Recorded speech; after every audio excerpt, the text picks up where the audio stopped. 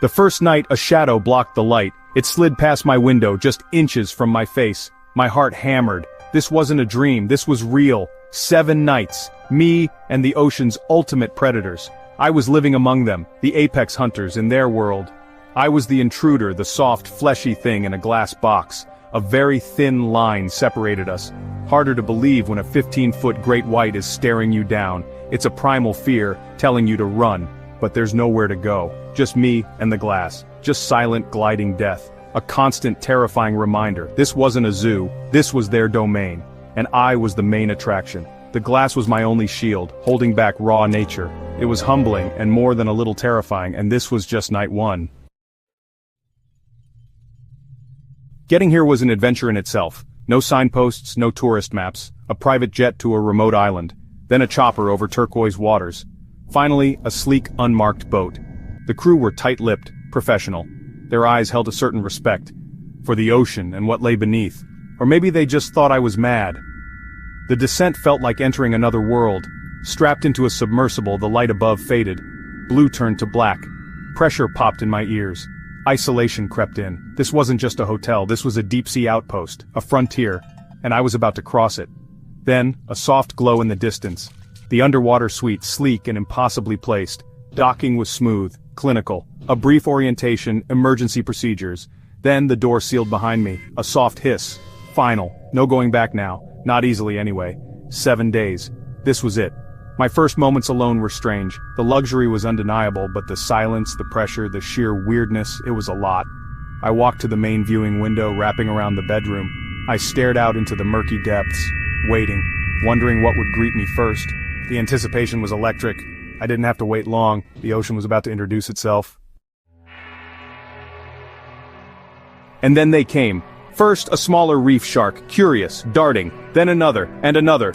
Soon the real giants arrived, tiger sharks, their stripes faint in the dim light. Even a hammerhead, majestic and strange. They circled, inspected, their movements hypnotic, fluid, powerful, confident. This was their kingdom. I was the new exhibit. The suite itself was incredible, massive bed, bathroom with a view, all the 5-star trimmings. But the wallpaper moved. It had teeth. Every shadow, every movement put me on edge. My survival instincts, usually dormant in a hotel room, were screaming. This wasn't just watching a nature documentary, this was being in it. The glass was my only shield, a technological marvel holding back raw nature. I spent hours watching them, learning their roots, their patterns. Some were regulars. I started to recognize them. Scarface, a big tiger shark with a gash. Patches, another with distinctive markings. It was like having roommates. Except these could swallow you whole, and they never helped with the washing up. A strange, surreal, and utterly captivating existence. The line between observer and observed blurred. I was part of their world, whether I liked it or not. Every day brought new faces, new behaviors. The sharks were always present, always watching. I learned to respect their space, and my own vulnerability. The suite was luxury, but the real show was outside. I was living in a moving, breathing diorama. And I was hooked. Fear faded, replaced by fascination. This was the wild, up close. Think about your usual hotel room. You worry if the minibar is overpriced. Here, my main concern was whether a sand tiger shark would mistake my hand for a snack. A different kind of room service. The kind that circles, watches, and waits. The bed was enormous, the sheets luxurious. But outside, a swirling ballet of sharks. Eye to eye with me as I tried to relax. It's hard to nap when a 10-foot predator is giving you the once-over. Even simple things became extraordinary. Making tea, brushing your teeth, all with sharks gliding past. Every moment was underscored by their presence. Privacy? Forget it. The curtains were made of water and marine life. The neighbors were always home, always watching. I was in a bubble of opulence, surrounded by raw, untamed power. A fascinating and frankly terrifying contrast. The suite was a sanctuary, but the ocean was always pressing in. Every luxury was a reminder of the wild just inches away. I learned to live with the constant audience. The sharks never blinked, and neither could I. This was luxury, redefined. Night was a different beast. When the lights dimmed and the ocean turned black, the atmosphere changed. The sharks seemed bolder, closer. Their silhouettes against faint light were monstrous, almost prehistoric. Every creak, every unknown sound was amplified. Sleep was a battle, not a retreat. I'd wake up with a jolt, a shadow moving, a thud, a scrape against the acrylic. Was it a curious shark or something more? Imagination runs wild here. One night, a massive tiger shark hovered outside my window for hours. Its eye, a black marble, fixed on me. A primal standoff, me in my pajamas, it in its element. I didn't sleep much that night. My respect for these creatures grew, so did my fear. The sounds were the worst. Subtle, unsettling noises, the faint groan of the habitat, the whisper of currents, a soft bump. Was that a curious nose? Or something testing a weakness? You can tell yourself the glass is strong, but your ancient brain just screams danger. Night underwater is a test of nerves, and the sharks always win. When surface light filtered down, fear shared space with awe. Daylight revealed the true beauty of these animals, their powerful bodies, intricate patterns, sheer grace. It was like watching a living, breathing work of art, a lethal, magnificent ballet. I saw different species, not just the big sharks. Schools of smaller fish darted past, rays glided below, an occasional turtle appeared. The whole ecosystem was on display, with sharks as the undisputed rulers. They patrolled with quiet authority, never rushed, always aware. Feeding time was a spectacle. The shift in behavior, the raw power unleashed, a visceral insight into the food chain and where I'd be without this glass. There were moments of peace. Smaller sharks playing, a large shark basking in sunlight.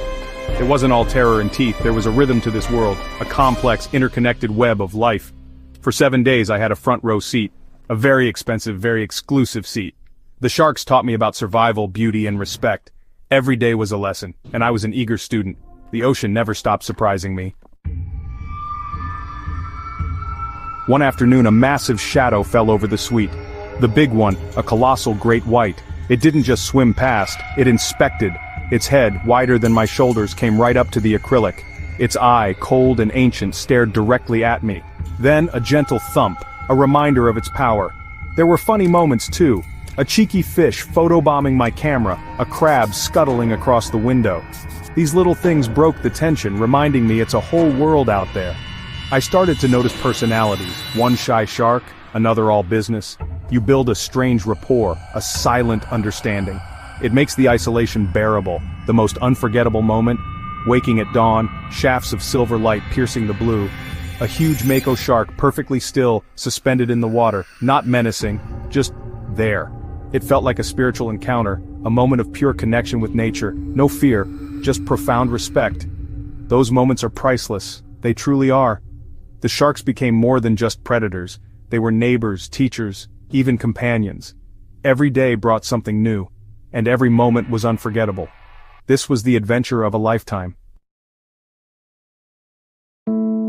So, after hearing all this, the fear, the wonder, the isolation, the constant presence of apex predators, let me ask you, would you do it? Trade your comfortable bed for 7 nights in an underwater bubble, surrounded by creatures that see you as interesting? It's not for everyone.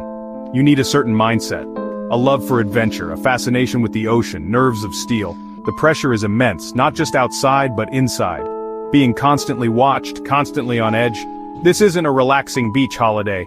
You won't come back with a tan, maybe a few more gray hairs. It's an experience that challenges you, pushes your boundaries, forces you to confront your deepest fears. And maybe discover something new about yourself. That's the real prize. So, who is this for? The thrill seeker, the marine biology enthusiast, the explorer, the person who wants to see the world from a completely different perspective. Who isn't afraid to step outside their comfort zone? Way outside. Are you that person? Would you dare? The ocean is waiting. The sharks are always home. The question is, are you ready to visit? The $70,000 question, 10 grand a night. Is this underwater shark suite worth it? My honest answer? It depends. If you want pure relaxation, this isn't it. You're paying for the privilege of being scared, in style. The luxury is incredible, but it's the sharks you're really paying for. The view, the experience. For me, as someone who thrives on pushing limits, it was unforgettable. Terrifying at times, exhilarating at others. It gave me a new respect for these creatures, and for reinforced acrylic. It's a story I'll tell for the rest of my life. And those kinds of memories, they have value. So, is it worth $70,000? If you crave something truly unique, something that will change your perspective, then yes, it's not just a hotel stay, it's an immersion, a confrontation with the wild on its terms.